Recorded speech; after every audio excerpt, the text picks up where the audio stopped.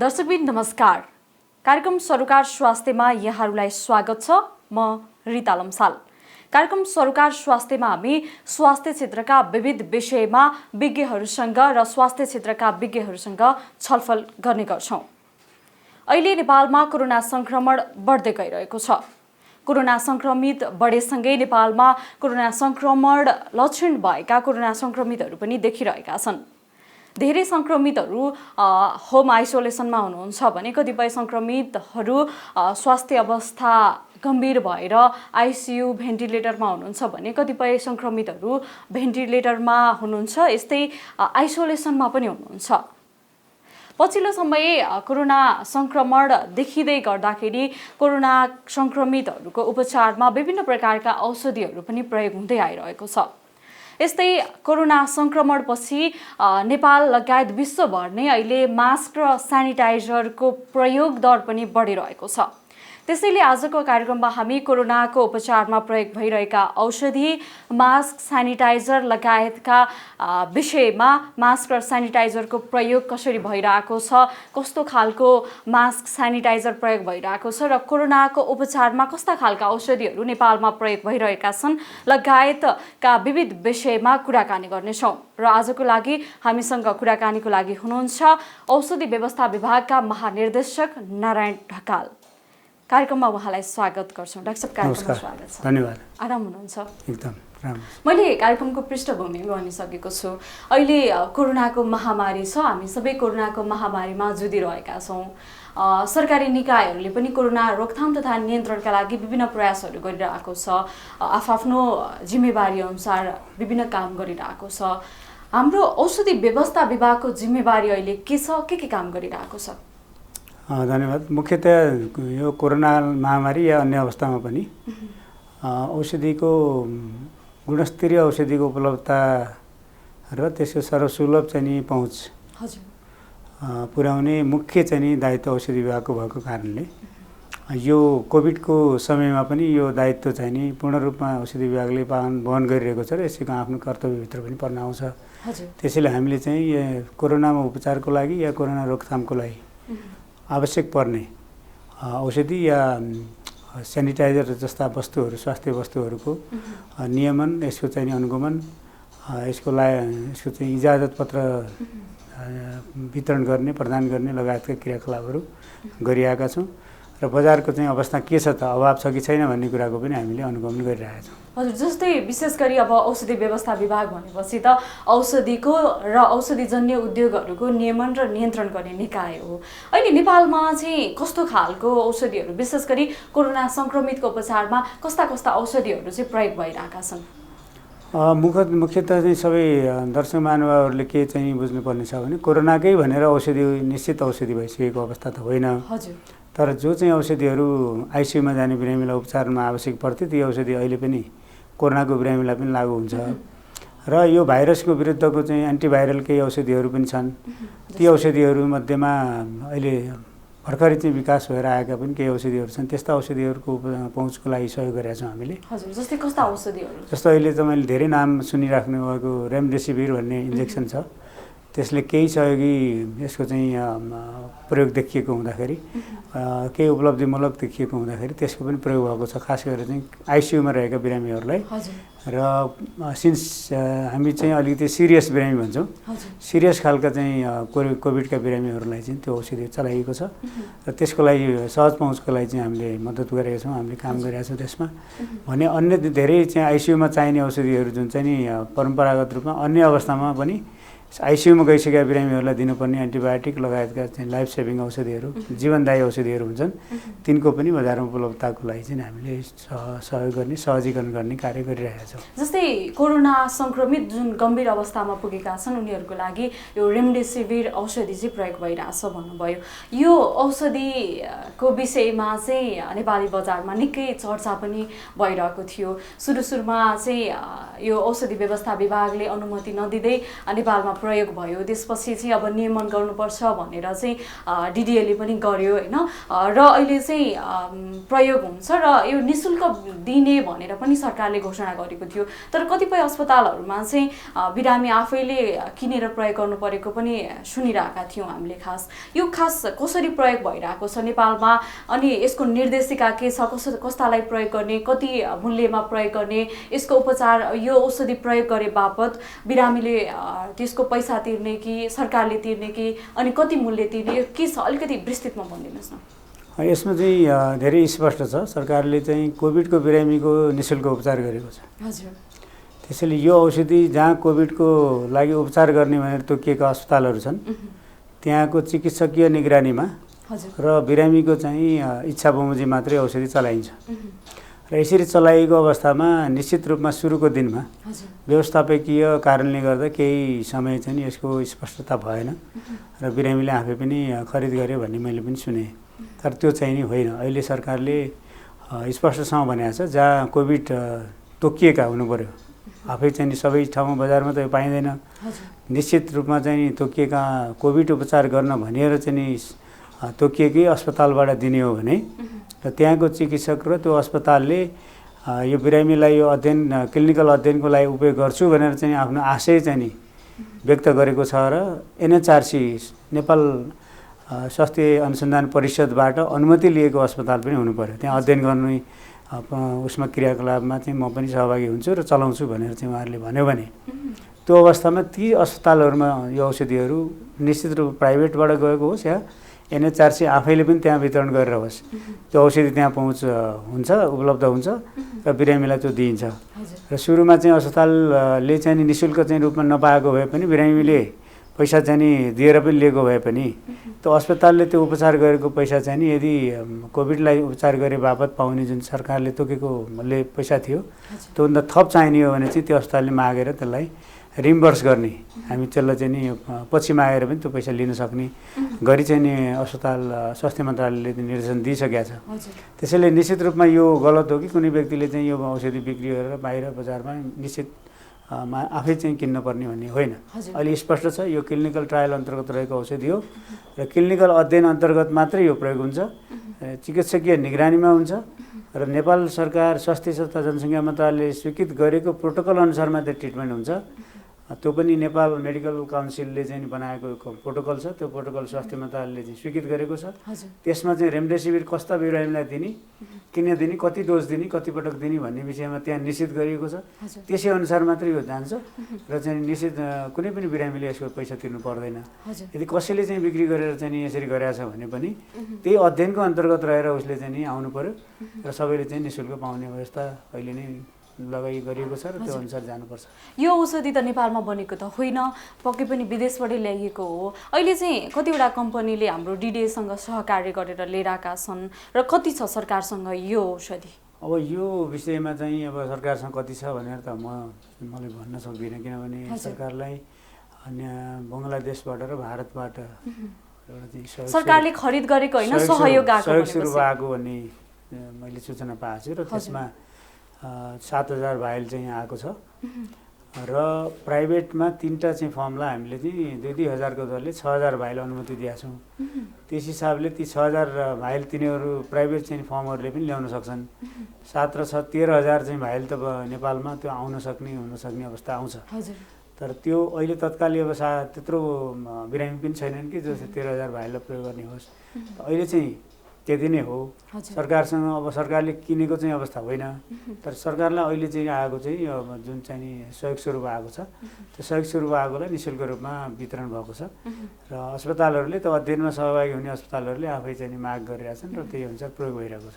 जस्तै हजुर त मन्त्रालयको हरेक मिटिङमा जानुहुन्छ, यो औषधि व्यवस्था विभाग विशेष गरी औषधिकै नियमन नियन्त्रण गर्ने भएको कारणले पनि यो क्लिनिकल ट्रायलमा भएको औषधिको रूपमा भयो, अध्ययन भइरहेको विषय पनि भयो। अहिलेसम्म चाहिँ यसको प्रभावकारिता कस्तो छ, अहिलेसम्मको अध्ययनले के देखाएको छ? अब नेपालको अध्ययनको रिपोर्ट आउनु बाँकी छ।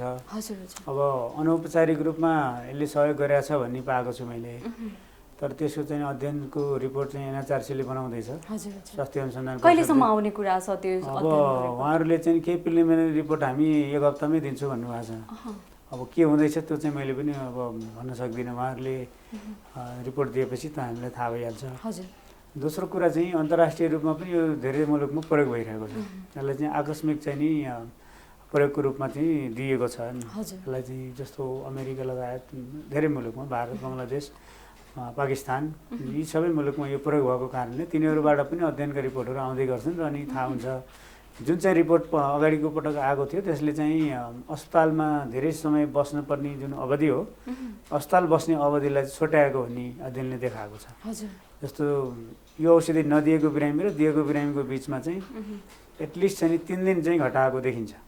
त्यो एउटा चाहिँ महत्त्वपूर्ण सुधार हो भन्ने हिसाबले यसलाई तुरुन्तै चाहिँ प्रयोगमा ल्याएको पाइन्छ।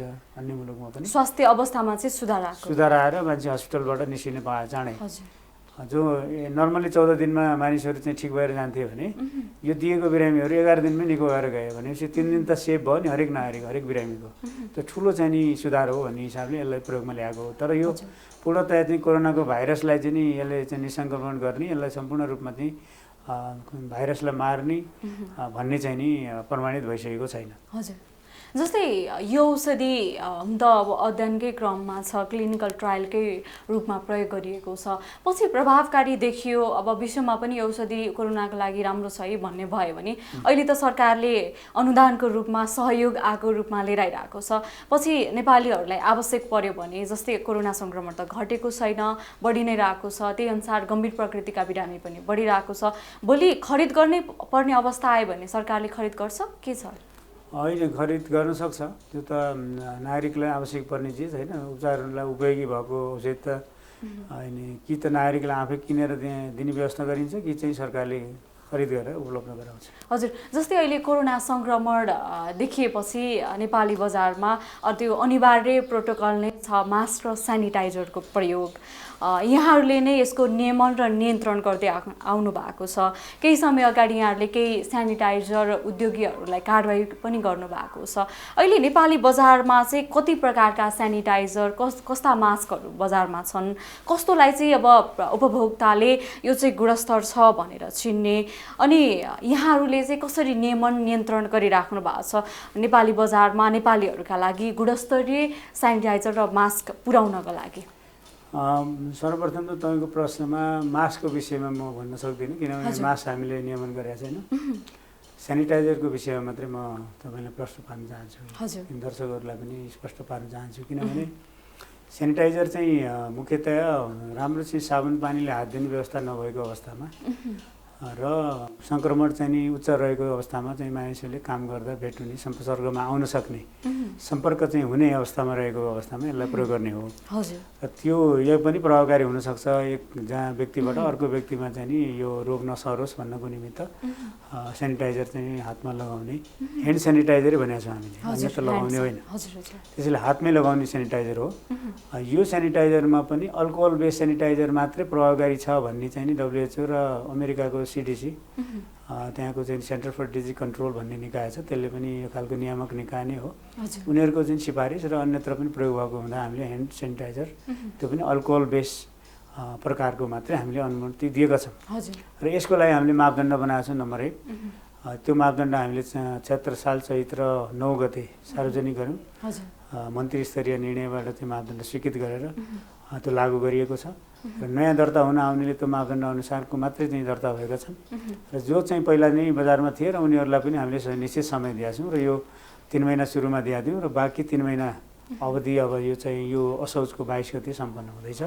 यसको अर्थ चाहिँ असोजको 22 सम्म चाहिँ हामीले दर्ता नगरेका पनि बजारमा हुन सक्छन् र त्यस पश्चात चाहिँ नि कसैलाई पनि हामीले चाहिँ नि बिना दर्ता पैठारी गर्न दिँदैनौँ र बिना दर्ता उत्पादन गर्न पनि दिँदैनौँ र त्यो बिक्री वितरण गर्ने बाँकी रहेको छ भने पनि त्यसलाई चाहिँ फिर्ता गरेर प्रयोगमा ल्याउन नदिने भन्ने चाहिँ नि हाम्रो निर्णय अलरेडी भइसकेको छ। त्यो जानकारी हामीले सार्वजनिक गरेका पनि छौँ। त्यसैले मापदण्डको विषयमा हामीले स्पष्ट पारेका छौँ। के छ त्यो मापदण्डमा चाहिँ? मापदण्डमा चाहिँ मुख्यतया चाहिँ नि यसमा के मिसाउन हुने के नहुने र त्यसको चाहिँ नि क्वालिटी सम्बन्धी मापदण्ड हुन्छन्, त्यसको चाहिँ नि उत्पादन सम्बन्धीका मापदण्डहरू छन्। यदि उत्पादक छ भने उत्पादकले के चाहिँ नि क्राइटेरिया पुरा गर्नुपर्छ, ती पुरा गरेको हुनुपर्छ र बनाउनु चाहिँ बनेको चिजको पनि के चाहिँ गुण हुनुपर्छ भन्ने कुरा चाहिँ यसमा स्पष्ट गरिएको छ। र हाम्रो औषधि विभागको वेबसाइटमा यहाँले यहाँहरूले अहिले पनि खोलेर हेर्न सक्नुहुन्छ। सबै दर्शक महानुभावहरूले पनि यसलाई चाहिँ हेर्ने पढ्ने गर्न सक्नुहुन्छ। दोस्रो कुरा तपाईँले भनेको प्रश्नमै चाहिँ प्रवेश गर्दाखेरि व्यक्तिले यो गुणस्तरीय हो कि होइन भनेर बुझ्नुपर्ने हुन्छ। त्यसमा मैले चाहिँ नि स्पष्टसँग के भन्न चाहन्छु भने पहिलो कुरा त औषधि विभागले यी गुणस्तर होइनन् है भनेर भनेको चाहिँ सूचना पढ्नु पर्यो। सबै चाहिँ सरकारवाला चाहिँ नि महानुभावहरूलाई मेरो अनुरोध के छ भने पत्र पत्रिका मिडियालाई पनि के अनुरोध छ भने हामीले निकालेको सूचना यहाँले जति सक्दो चाहिँ बढी एउटा चाहिँ दर्शकमा सबै सामु पुर्याइदिनुहोस्। त्यो भनेको चाहिँ नि अब तपाईँ भर्खरै भन्नुभयो हामीले कारवाही गरेका चाहिँ केही सेनिटाइजरको हामी सूची नै निकालेका छौँ। तिनका ब्रान्ड तिनका उत्पादक स्पष्ट चाहिँ छ, त्यसलाई चाहिँ प्रचार गर्नु पऱ्यो। यी लिन हुँदैन भन्ने थाहा पाउनु पऱ्यो पहिलो कुरा। दोस्रो कुरा ह्यान्ड सेनिटाइजरमा हामीले चाहिँ अल्कोहल बेस भनेको छ। मैले अघिको प्रश्नमा यसमा अगाडि भने मापदण्डमा अल्कोहल बेस मात्रै भनेको छ। त्यसमा चाहिँ इथाइल अल्कोहल भन्ने पदार्थ चाहिँ मिसाइएको छ भने 70 देखि 80% बिचमा रेन्जमा राखेको भएपछि हुन्छ।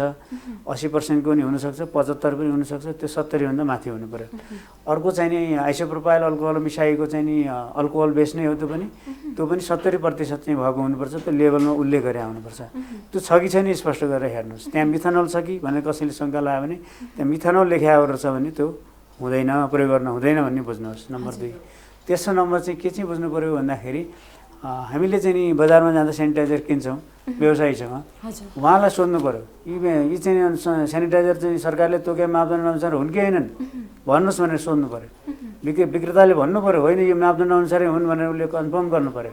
आफू खुसी चाहिँ नि राखेको छ, आफू किन्ने जाने गर्दाखेरि व्यवसायले चाहिँ ठग्न सक्छ। त्यसैले व्यक्तिले भन्नु पऱ्यो यो चाहिँ मापदण्ड अनुसार हो कि होइन, सरकारले तोकेको छ त भनेर चाहिँ नि एउटा चाहिँ नि उपभोक्ताले पनि सोध्नु पऱ्यो। सोधेपछि उसले के भन्छ, उसले चाहिँ हो मापदण्ड भन्यो भने मात्रै लिनुहोस्। अनि त्यस पछाडि चाहिँ सम्पूर्ण चाहिँ गल्ती चाहिँ उसको हुनसक्छ, बिक्री गर्न चाहने व्यक्तिको हुनसक्छ। अन्यथा बिक्री गर्न चाहने व्यक्तिले चाहिँ ठग्ने प्रवृत्ति लिएको छैन, राम्रो इमान्दार छ भने उसले चाहिँ प्रष्ट भन्छ यो चाहिँ गलत हो, यो नलिनु सलिनुहोस् भन्छ। त्यहाँबाट पनि एउटा उपभोक्तालाई चाहिँ सुरक्षित हुन सकिन्छ। चौथो कुरा चाहिँ मैले तपाईँले क्याटेगोरिकली भन्न खोजेको के भन्दाखेरि सबै दर्शकलाई चाहिँ सबै चाहिँ महानुभावलाई चाहिँ जरुरी छ। यदि तपाईँलाई चाहिँ बजारमा जाँदाखेरि चाहिँ हेर्नुभयो भने त्यो सेनिटाइजरको लेभल हेर्नुभयो भने कतिपयमा चाहिँ स्पष्टसँग उसको उत्पादक समेत खुलेको हुँदैन। त्यसको अर्थ त ठग हो, किनभने ऊ आफू को बनाउने भन्ने आफ्नो पहिचान लुकाएको छ। तपाईँ बुझ्नुहोस् यो नक्कली हो। त्यसले चाहिँ नि काठमाडौँ लेख्छ, त्यसले ललितपुर लेख्छ, त्यसले चाहिँ कुनै एउटा नाम राखेर चाहिँ नि भैरवा लेख्ला। तपाईँ त्यो भैरवा भनेर चाहिँ खोजेर जहाँसुकै भेटिँदैन, स्पष्टसँग त्यसको लोकेसन खुलेको चाहिँ ठेगाना छैन भने चाहिँ ठग हो भन्ने बुझ्नु पऱ्यो। त्यसलाई पनि स्पष्टसँग हेर्नुहोस्। त्यस्तो भयो भने चाहिँ सामान्यतया नागरिकहरू चाहिँ गलत ठाउँमा पुग्दैन, गलत लिन पर्दैन। यी 4वटा कुरा भए र 5औँ कुरामा यदि शङ्का लाग्छ भने तपाईँ हामीलाई सोध्नुहोस्, हामी जवाफ दिन्छौँ। हामी के दर्ता छैन हामी बताउँछौँ। हाम्रो चाहिँ नि वेबसाइटमा सूचना दिइदिनुहोस्। हामीलाई हाम्रो चाहिँ info.dda.gov.np भन्ने चाहिँ वेबसाइटको चाहिँ एड्रेस छ, इमेल एड्रेस छ, त्यहाँ खबर गर्नुहोस्, टेलिफोन गर्नुहोस्। त्यसैले चाहिँ नि कसैलाई चाहिँ शङ्का लाग्छ भने त्यसरी गर्नुहोस्। यति 4-5वटा विषयवस्तु मैले सम्पूर्ण चाहिँको जानकारीको लागि म भन्न चाहन्छु। त्यसो गरियो भने चाहिँ गलत खालको चाहिँ सेनिटाइजर प्रयोग गर्नबाट हामी बच्छौँ र चाहिँ नि गलत प्रवृत्ति गर्नेहरूलाई पनि हामीले रोक्न सक्छौँ। हजुर, जस्तै केही समय अगाडि नेपाली औषधि उत्पादकहरूले पनि आन्दोलन पनि गरेका थिए लकडाउनकै बिचमा पनि, जुन अब डिडिएले नै सेनिटाइजरको नियमन नियन्त्रण गर्न थाल्नु अगाडि नै नेपाली औषधि उत्पादकहरूले सेनिटाइजर उत्पादन पनि सुरु गरेका थिए औषधि सँगसँगै। र उनीहरूको दाबी थियो कि नेपालमा सरकारले चाह्यो भनेदेखि चाहिँ सेनिटाइजरमा आत्मनिर्भर हुन सक्छौँ, सरकारले त्यही अनुसारको चाहिँ हामीलाई सहुलियत दिनु पर्यो र हाम्रो व्यवस्थापन हुनु पर्यो र बजारीकरणमा पनि सहजता ल्याउन चाहिँ सहयोग गर्नु पर्यो भनेर आन्दोलन नै गरेको थियो। यहाँहरूसँग सहमति पनि भएको थियो कि अहिले नेपालमा प्रयोग भइरहेका सेनिटाइजरहरू चाहिँ कति नेपालमै उत्पादन भएका छन्, कति चाहिँ विदेशबाट आयात भइरहेछन्, कस्तो छ अवस्था? यो व्यवसायीहरूले भने जस्तै के नेपालमै उत्पादन हुन अथवा नेपालमै आत्मनिर्भर हो सेनिटाइजरमा? पहिलो कुरो तपाईँले भने सही हो, किनभने उहाँहरू आन्दोलन गर्नुभयो, कि उहाँहरूका मागहरू राख्नुभयो। तर एउटा कुरो सही होइन कि हामीले मापदण्ड बनायो भन्दा पहिला कुनै पनि नेपाली उद्योगले सेनिटाइजर बेच्दैन थियो। मापदण्ड बनाएपछि मात्रै उहाँहरू चाहिँ त्यो मापदण्ड अनुसार उत्पादनको लागि अग्रसर हुनुभयो।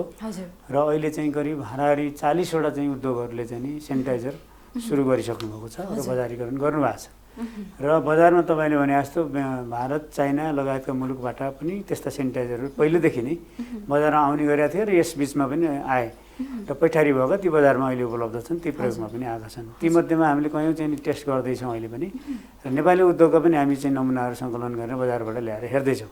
त्यसैले चाहिँ कसका गुणस्तरीय छन् छैनन् भन्ने कुरा हामी क्रमशः यो चाहिँ सधैँ चलिरहने कुरा हो। निश्चित रूपमा आज गुणस्तरीय भनेको चिज भोलि हुन्छ भन्ने छैन, त्यसैले हामीले बजारको अनुभव चाहिँ गरिराख्छौँ। तर पनि हामीले दिएका मापदण्ड अनुसार आएका चाहिँ भयो भने एउटा किसिमले निश्चितता हुने चाहिँ अवस्था चाहिँ रहन्छ भनेर दर्ता र यो मापदण्डको कुरा लागू गरिया हो। र हामी परीक्षण गर्दैछौँ र उनीहरूले चाहिँ भने ठिक हो, नेपालमा चाहिँ यसको मुख्यतया चाहिँ सबै कच्चा पदार्थमध्ये मुख्य कच्चा पदार्थ नेपालमै पाइन्छ।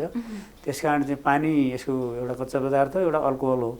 त आइसोप्रोपाइल अल्कोहल चाहिँ उहाँहरूले बाहिरबाटै ल्याउनुपर्छ, तर अल्कोहल चाहिँ इथाइल अल्कोहल राख्ने हो भने चाहिँ नेपालमै भन्छ। अर्को कुरा चाहिँ त्यसमा चाहिने 2-3 अरू इन्ग्रेडियन्ट छन्, ती हामीले पैठारी गरेर ल्याउनुपर्छ बाहिरबाट पनि। र यसरी फर्मुलेसन गरेर चाहिँ बिक्री गर्न सकिने, आत्मनिर्भर हुन सक्ने अवस्था राम्रोसँग देखिन्छ र प्रतिस्पर्धामा जान सक्नुहुन्छ उहाँहरू। किनभने मुख्य चाहिँ नि यसको चाहिँ नि घटक चाहिँ स्वदेशमै बन्ने भएकोले तुलनात्मक रूपमा लाभदायक चाहिँ नि नेपाली उद्योगलाई हुने भएको कारणले उहाँहरूले बनाउने र सस्तोमा सुलभ तरिकाले गुणस्तरीय चाहिँ सेनिटाइजर दिनुभयो भने आत्मनिर्भर हुनसक्छ। होइन त्यसमा पनि आफू खुसी चाहिँ बढी मूल्य हाल्ने, बढी मूल्य राखेर बिक्री गर्ने, बढी चाहिँ मुनाफा बिचको चाहिँ व्यापारीहरूलाई दिने र कुनै पनि उपभोक्तालाई चाहिँ बढी मूल्य तिर्न लगाउने गर्नुभयो भने आत्मनिर्भरता हुन सक्दैन। त्यसपछि उपभोक्ताले पनि त्यसलाई भोलि चाहिँ नि यसलाई चाहिँ राम्रो मान्दैन। त्यस कारण आत्मनिर्भरता हुनको लागि उहाँहरूको कमिटमेन्ट चाहिँ के हुनु पऱ्यो, सस्तो पनि हुनु पऱ्यो, सुलभ पनि हुनु पऱ्यो, गुणस्तरीय पनि हुनु पऱ्यो। त्यो चाहिँ गर्नुभयो भने यो बनाउन सक्नुहुन्छ र आत्मनिर्भर हुन पनि सकिन्छ, त्यसमा कुनै चाहिँ समस्या छैन। हजुर, जस्तै अहिले अब कोरोना महामारीको समय छ, हाम्रो डिडिएले त औषधि उद्योग, औषधि र औषधिजन्य व्यवसायहरूको नियमन र नियन्त्रण गर्ने निकाय पनि हो। सँगसँगै सरकारले उपलब्ध गराएका निःशुल्क तथा अब अत्यावश्यक औषधिहरूको विषयमा पनि नियमन नियन्त्रण गर्ने निकाय हो।